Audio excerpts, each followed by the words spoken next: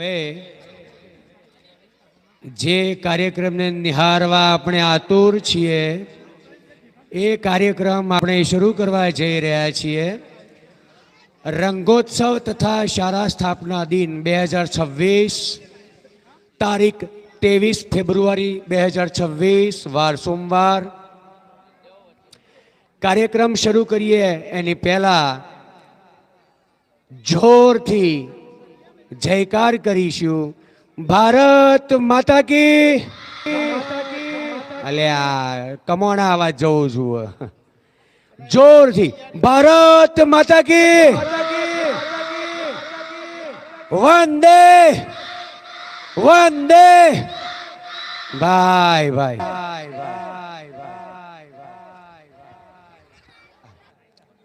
ખૂબ અંતરાત્માથી વિઘ્નહર્તા દેવને આપણે સ્મરણ કરી લઈએ. વક્રતુંડ મહાકાય સૂર્યકોટી સમપ્રભ નિર્વિઘ્નમ કુરુ મે દેવ સર્વકાર્યેષુ સર્વદા સર્વકાર્યેષુ સર્વદા.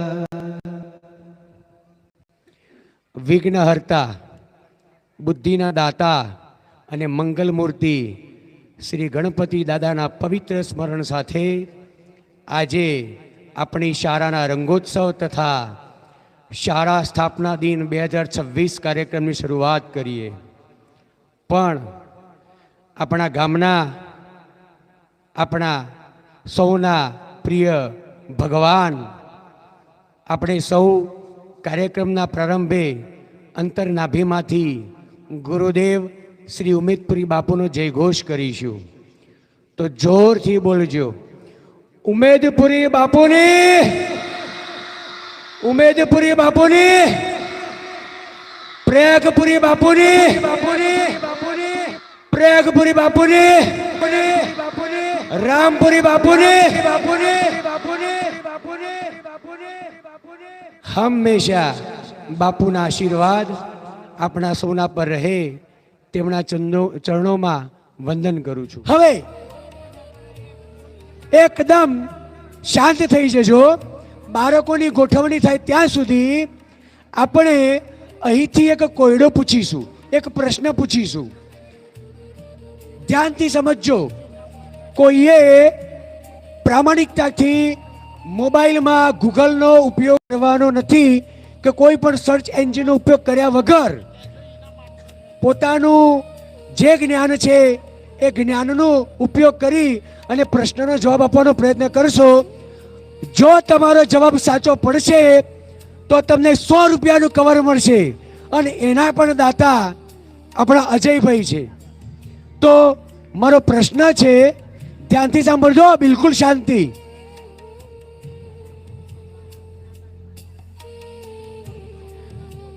ખાસ શાળા પરિવાર સિવાય ગ્રામજનોએ જ આ પ્રશ્નનો જવાબ આપવાનો છે. શાળા પરિવારમાંથી, મતલબ શિક્ષકો કે શિક્ષક પરિવારમાંથી કોઈનો જવાબ સ્વીકાર્ય થશે નહીં. હવે પ્રશ્ન ધ્યાનથી સાંભળજો. ભગવદ્ ગીતામાં, હા, જે દોડીને પહેલા ઉત્તર આપશે એને જ ઇનામ મળશે, પાછળથી આવશે એને મળશે નહીં, અને જવાબ સાચો હોવો જોઈએ. ભગવદ્ ગીતામાં શ્રી કૃષ્ણે અર્જુનને પોતાનું વિશ્વરૂપ કયા અધ્યાયમાં દર્શાવ્યું હતું તે અધ્યાયનો નંબર અને અધ્યાયનું નામ આપવાનું છે. વિશ્વરૂપ દર્શન યોગ. અરે વાહ, બિલકુલ સાચો જવાબ. ખૂબ ખૂબ આભાર. તાલીઓ પાડો ભાઈ, જોરદાર. હા ભાઈ, મ્યુઝિક વગાડો, નાચતી નાચતી જાય. તાલીઓ પાડો ભાઈ પલ માટે. જુઓ, જ્ઞાન છે આપણી શાળાના વિદ્યાર્થીઓનું. તમે અધ્યાય પૂછશો ને, 18 અધ્યાય બોલી જશે, અને કયા અધ્યાયમાં શું છે એ ખબર છે એમને. શ્લોકો એ મોઢે બોલશે બાળકો. અને આ શ્રેય આપણી શાળાના શિક્ષિકાબેન નેહાબેનને જાય છે. તાલીઓ પાડો નેહાબેન માટે પણ. બાળકોની ગોઠવણી થાય ત્યાં સુધી એક કોયડો. જવાબ સાચો આવશે તો 100 રૂપિયાનું કવર મળશે. તો તૈયાર? હવે પ્રશ્ન હનુમાન દાદાનો કાર્યક્રમ આવે એટલે પ્રશ્ન હનુમાનજીના લગતો છે. કહેજો હો. પ્રશ્નમાં એક પ્રશ્નમાં 2 પ્રશ્નો ભેગા છે અને બંને 2 ભેગા પ્રશ્નોના જવાબ આપવાના. હનુમાનજીની ગદાનું નામ શું છે અને હનુમાનજીને ગદા કોણે આપી હતી? હનુમાનજીની ગદાનું નામ શું છે અને હનુમાનજીને ગદા કોણે આપી હતી? મોબાઈલનો ઉપયોગ ના કરતા પ્રામાણિકતાથી જવાબ આપજો.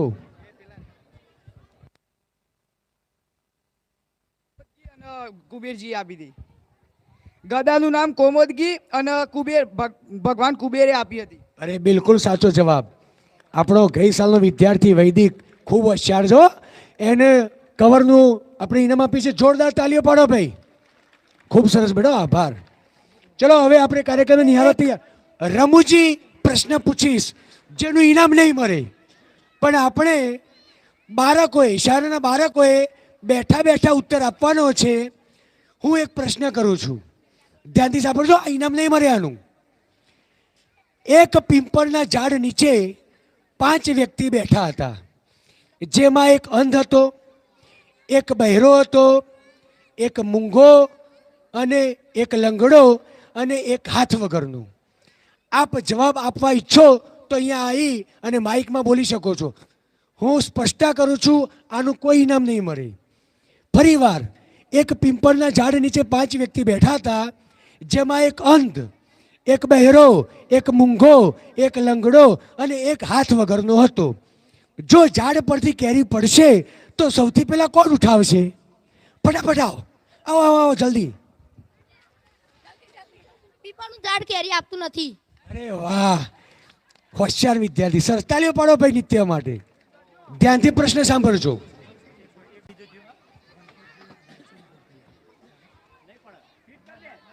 પ્રશ્ન સાંભળજો. હનુમાનજીનો જન્મ ક્યાં થયો હતો અને હનુમાનજીએ કયો પર્વત ઉપાડ્યો હતો? ફરીવાર, હનુમાનજીનો જન્મ ક્યાં થયો હતો અને હનુમાનજીએ કયો પર્વત ઉપાડ્યો હતો?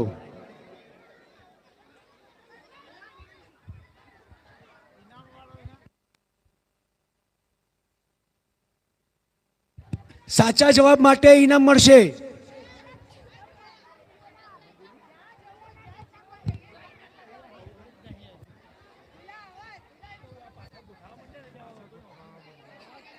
ફરીવાર, હનુમાનજીનો જન્મ ક્યાં થયો હતો અને હનુમાનજીએ કયો પર્વત ઉપાડ્યો હતો? પ્રામાણિકતાથી જ્ઞાન હોય તો જવાબ આપજો. મોબાઈલમાં સર્ચ કરીને આપતા નહીં, હનુમાનજીની ગદા પડશે.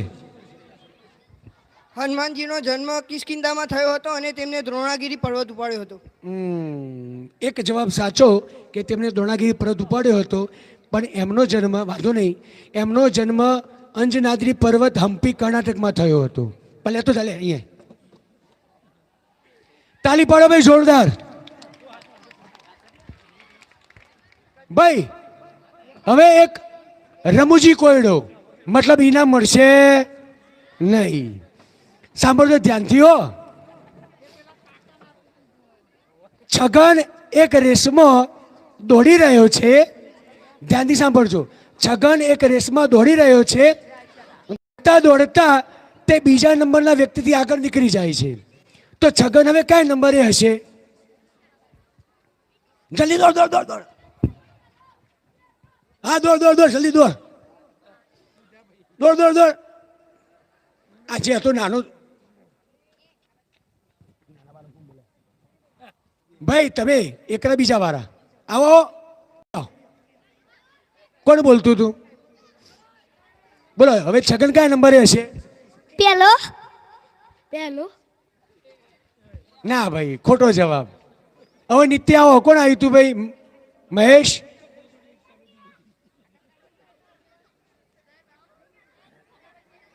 આઈ જા, આનંદી આઈ જા.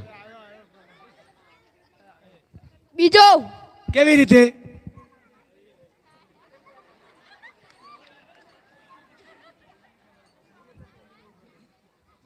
પેપર ફૂટી ગયું. ના ના, લીકેજ થઈ ગયું. અરે સરસ સરસ સરસ. બીજા નંબરે આવશે. કારણ કે છગન તો દોડી રહ્યો હતો, હવે પહેલો વ્યક્તિ હતો ને બીજો વ્યક્તિ હતો, બીજા વ્યક્તિને આગળ ગયો, એટલે પહેલો તો પહેલો હતો જ, એટલે છગન બીજા નંબરે આવી ગયો. સરસ. ચલો હવે તૈયાર?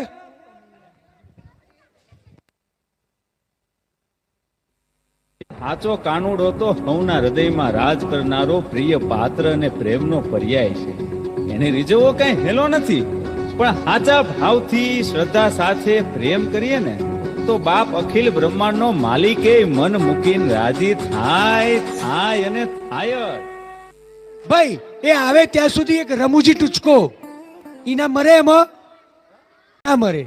સાંભળજો ધ્યાનથી, હોય અહીં બોલી જવાનું ફટફટ. રમૂજી ટૂચકો હો, ધ્યાનથી સાંભળજો.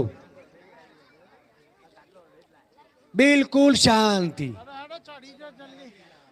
જો તમે 5 માંથી 3 સફરજન લઈ લો છો તો તમારી પાસે કેટલા સફરજન રહે? ફટફટ અહીં કહીજો. 2. હે આનંદ 1. 5 જ રહે. બધાનો ખોટો જવાબ. એટલે અહીંયા 5 સફરજન પડ્યા છે, એમાંથી હું 3 સફરજન લઈ લઉં તો મારી જોડે કેટલા સફરજન રહે? અલા 3 રહે. સરસ સરસ. ચલો તૈયાર ને? તમે તો એક જવાબ તો આપતા નહીં હે. ચલો પ્રશ્ન છે, રામાયણમાં કેટલા કાંડ છે અને કયા કયા? રામાયણમાં કેટલા કાંડ છે ને કયા કયા? વડીલોને પણ જવાબ આપી શકો છો. વડીલો, માતાઓ, બહેનો, કોઈ પણ જવાબ આપી શકો છો તમે. મહાભારત અને રામાયણ આપણા સૌથી મોટા ધર્મ પુસ્તક છે.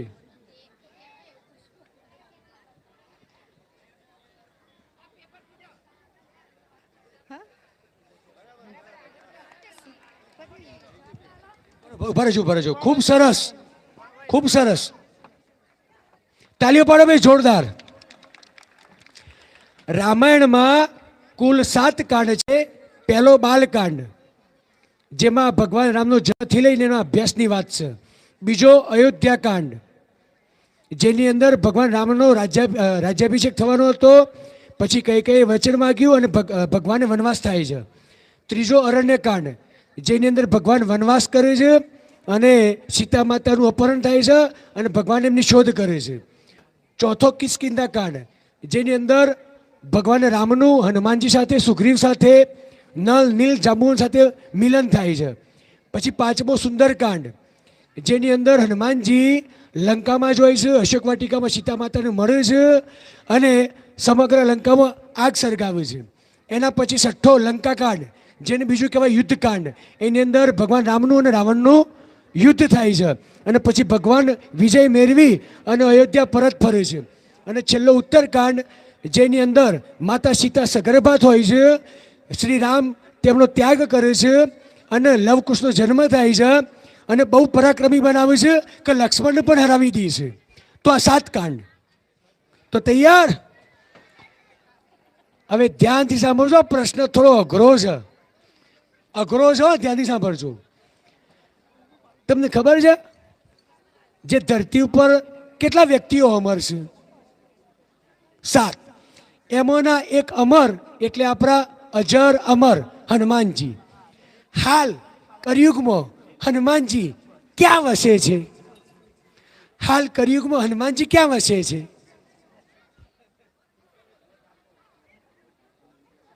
આયો ભાઈ, આયો. શૌર્ય આયો લ્યા. ગંધમાદન પર્વત. બિલકુલ સાચો જવાબ. તાલીઓ પાડો ભાઈ, જોરદાર.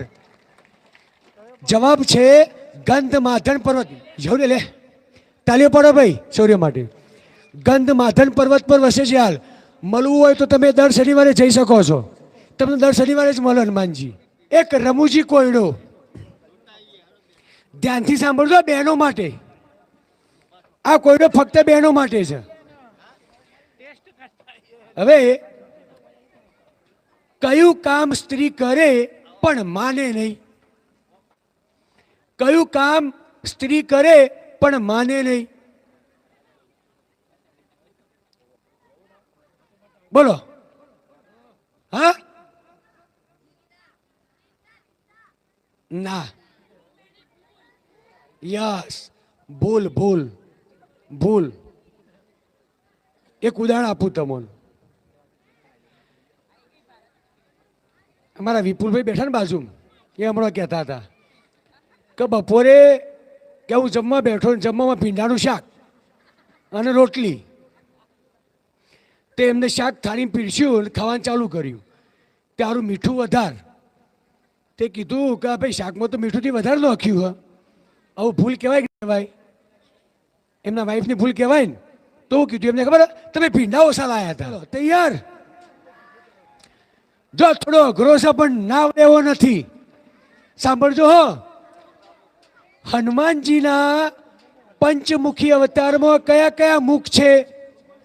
હનુમાનજીના પંચમુખી અવતારમાં કયા કયા મુખ છે?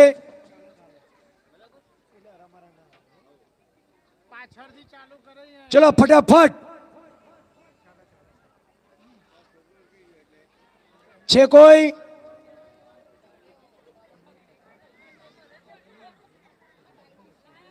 ફરીવાર હનુમાનજીના પંચમુખી અવતારમાં કયા કયા મુખ છે? ભાઈ કોઈ વડીલો, માતાઓ, બહેનો જાણતા હોય તો આપ જવાબ આપી શકો છો.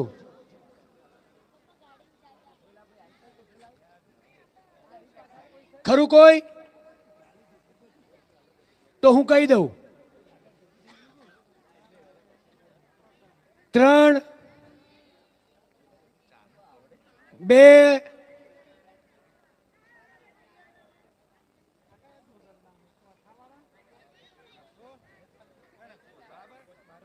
ભાઈ વૈદિક આવ્યો. આમ વિચારીને આવ્યો વૈદિક, વિચારીને. ગરુડ, અશ્વ, વરા, નરસિંહ. ગરુડ, અશ્વ, વરા, નરસિંહ અને હનુમાનજીનું પોતાનું મુખ. High grieve. કશું હતું, લઈ જા ભાઈ. તાલીઓ પાડો વૈદિક માટે જોરદાર. ફરીવાર કહું.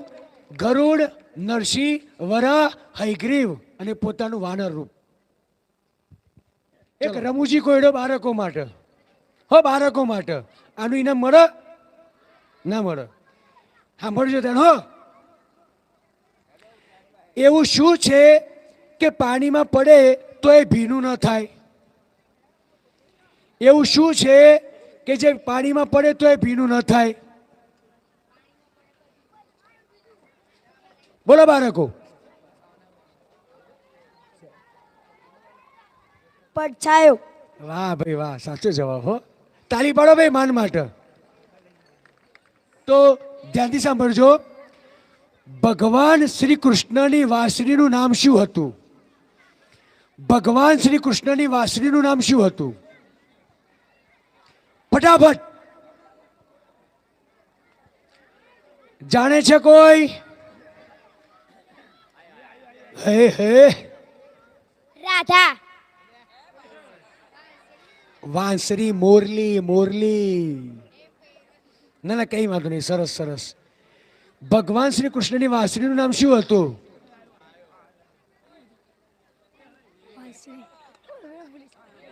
ઓનલાઈન છે, હવે ઓનલાઈન છે. આવ્યું આવ્યું. જલ્દી જલ્દી. થોડો રાઉન્ડ મારતો હોય. આવી જા આવી જા આવી જા આવી જા આવી જા. ભગવાન શ્રી કૃષ્ણની વાંસળીનું નામ શું હતું? મહાનંદા. સાચો જવાબ. મહાનંદા અને બીજું નામ હતું સંમોહિની. ખૂબ ખૂબ અભિનંદન વેદ. તાલીઓ પાડો ભાઈ વેદ માટે. છેલ્લો કોયડો. છેલ્લું ઇનામ કોણ લઈ જાય છે? અને તમને કહું, અઘરો પ્રશ્ન છે. અઘરો. બરાબર, તો તૈયાર થઈ જજો. તૈયાર થઈ જજો. પ્રશ્ન છે, આ પ્રશ્નનો જે જવાબ આપે ને ભાઈ, એને 2 કવર ઇનામમાં મળશે. 2 કવર, ડબલ ઇનામ. સ્ટાફમાં છુટ્ટી, પૈસા અંદર છે. સ્ટાફમાં છુટ્ટી. 7 ઋષિઓમાંથી સાંભળજો. આપણા સપ્ત ઋષિ, 7 ઋષિઓના નામ બતાવો. સપ્ત ઋષિ, 7 ઋષિઓના નામ બતાવો. 20, 19, 18, 17, 16, 15, 14, 13, 12, 11, 10, 9, 8, 7, 6, 5, 4, 3, 2, આવી ગયો બેન.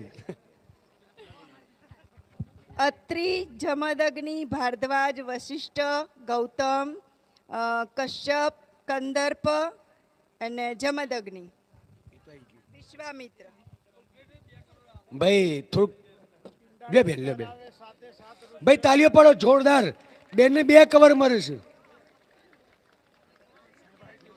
ફરી વાર અત્રિ ઋષિ, ભારદ્વાજ ઋષિ, વશિષ્ઠ ઋષિ, વિશ્વામિત્ર ઋષિ, ગૌતમ ઋષિ, કશ્યપ ઋષિ અને જામદગ્નિ ઋષિ, 7 ઋષિઓ.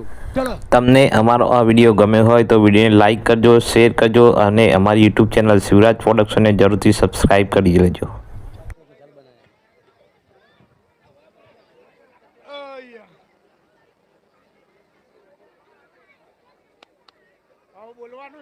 ફોટોગ્રાફી, વિડીયોગ્રાફી, લાઈવ ટેલિકાસ્ટ માટે પ્રધાનશ્રીનો પણ ખૂબ ખૂબ આભાર. તેમજ અત્રે શાંતિથી કાર્યક્રમને નિહાળ્યો તે બદલ સર્વે ગ્રામજનોનો હું શાળા પરિવાર અને એસએમસી તરફથી આભાર માનું છું. જય હિન્દ. જોરદાર 2 હાથ ઊંચા કરી બોલો, જય હિન્દ. વંદે માતરમ. વંદે માતરમ. ભારત માતા કી. ચલો જઈ શકો છો આપ.